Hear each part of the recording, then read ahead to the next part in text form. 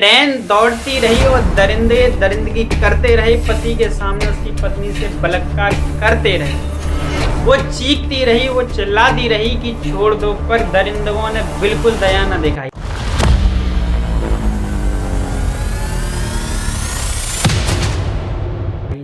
नमस्कार दोस्तों, मैं हूं MK यूनिक। आज एक ऐसी घटना के बारे में बताने जा रहा हूं जिसने पूरी मानव जाति को शर्मिंदा कर दिया और ये सवाल उठा दिया कि भारतीय रेलवे में सफर करना वास्तव में सुरक्षित है या नहीं है। समय था रात के 8 बजे का, तारीख थी 8 अक्टूबर 2021 में। एक एक्सप्रेस अपने निर्धारित समय से लखनऊ से मुंबई की ओर रवाना होती है। पूरी ट्रेन यात्रियों से खचाखच भरी हुई थी। सभी यात्री शांतिपूर्वक अपना सफर कर रहे थे। एक आगे आके जैसे ही एक स्टेशन मिलता है, इंगत स्टेशन, जैसे ही ट्रेन 5-10 मिनट के लिए इंगत स्टेशन पर रुकती है, तभी उसमें 8 लोग सवार होते हैं।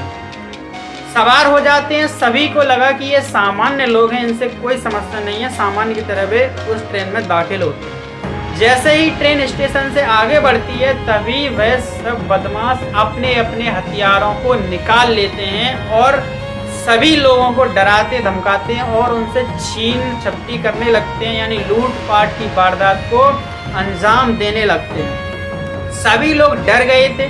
सभी ने अपना पर्स, मोबाइल, चेन और पैसे वगैरह सब दे दिए थे, क्योंकि कोई नहीं चाहता था कि फालतू में किसी की जान जाए। जैसे ही उन्होंने लूटपाट की वारदात को अंजाम दे दिया था, हथियार उनके सभी के कंधे या गले पर रख दिए थे और किसी को तो पीटना भी स्टार्ट कर दिया था, ताकि व्यक्तियों के अंदर दहशत फैल जाए और कोई भी विरोध ना करे, हम आसानी से लूटपाट कर सकते हैं। पर जैसे ही लूटपाट करने के बाद थोड़ी ट्रेन आगे और बढ़ती है और सभी बदमाश ये इंतजार कर रहे थे कि फट से आगे से कोई स्टेशन आ जाए, उस पर उतर के वे फरार हो सके। पर थोड़ी देर बाद जैसे ही ट्रेन आगे चलती है, तभी एक बदमाश की नज़र एक महिला पर पड़ती है जिसकी उम्र थी 20 वर्ष। उसका विवाह हाल ही में हुआ था और दोनों प्रेमी यानी दोनों जोड़े पति पत्नी उस ट्रेन में सफ़र कर रहे थे। पहले एक बदमाश ने कुछ इशारे करे और उस महिला को कुछ गंदी हरकतों के इशारे करने लगे। शुरुआत में महिला ने उन इशारों को नज़रअंदाज किया, पर उस बदमाश की हरकतें और बढ़ने लगी तो महिला ने उसका विरोध कर दिया। इसी से बाकी सब बदमाश भी 8 बदमाश इकट्ठे हो गए, उस महिला के साथ बदतमीजी करने लगे।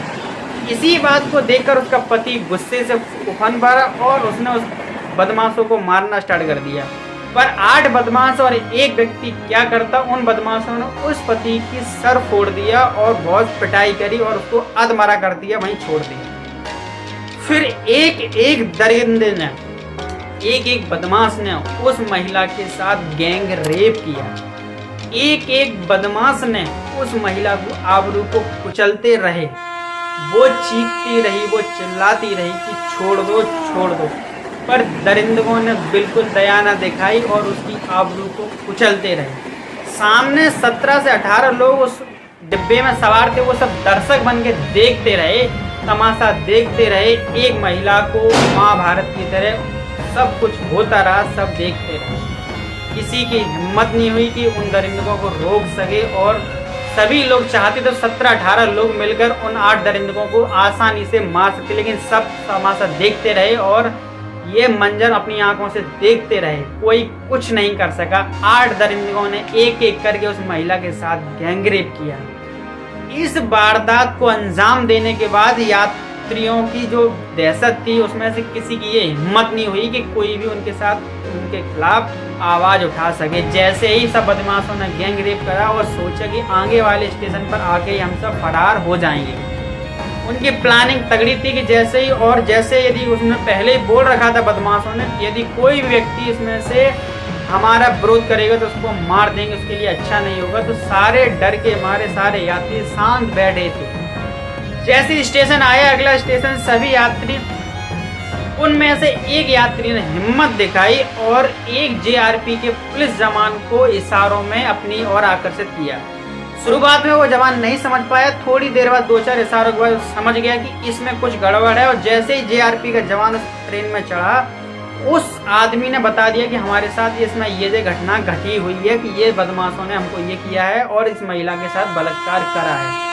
उस जीआरपी बदमाश ने जल्दी से सारे अपने जो पुलिस के जवान थे सबको इकट्ठा कर लिया और चारों तरफ से उस डब्बे को घेर लिया। जैसे ही जीआरपी के जवानों को देखकर 8 बदमाश सतर्क हो गए और वहां से 4 बदमाश फरार हो गए और मौके पर 4 बदमाश को पुलिस ने पकड़ लिया। चारों बदमाश को पकड़ने के बाद उनकी बहुत पिटाई हुई और उनसे सख्ती से पूछा गया और उन्होंने 4 बदमाशों का और पता बता दिया और 8 बदमाश आज अभी भी गिरफ्तार हैं। तो ट्रेन स्टेशन में पहुंचती है, जल्दी से पुलिस ने एम्बुलेंस को बुलाया और उस महिला पति को जल्दी से हॉस्पिटल भिजवाया।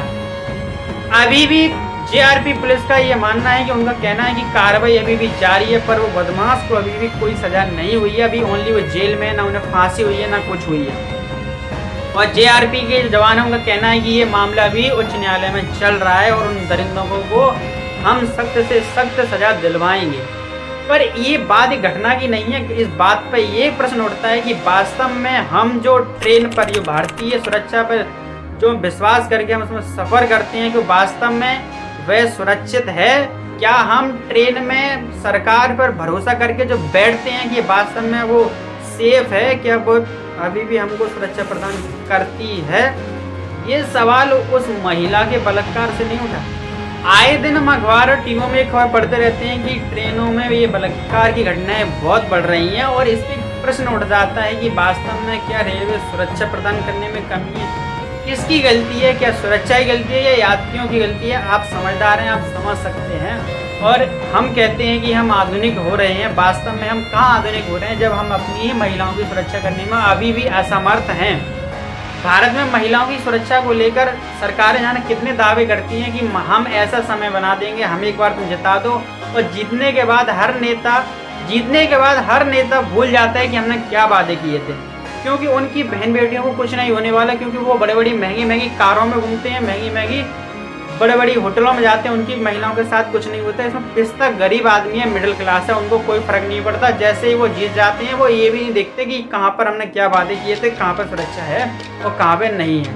अब ये सवाल आपके ऊपर उठता है कि आप कमेंट करके बताएं कि ये वास्तव में गलती किसकी है, प्रशासन की है या उस नेता की है जो वहाँ का विधायक है, या रेलवे की गलती है? आप बताएंगे, कमेंट करके जरूर बताएं और अपनी राय बताएं, जिससे कि ये समाज में ये मैसेज जा सके क्या सुरक्षाएं बरतनी चाहिए।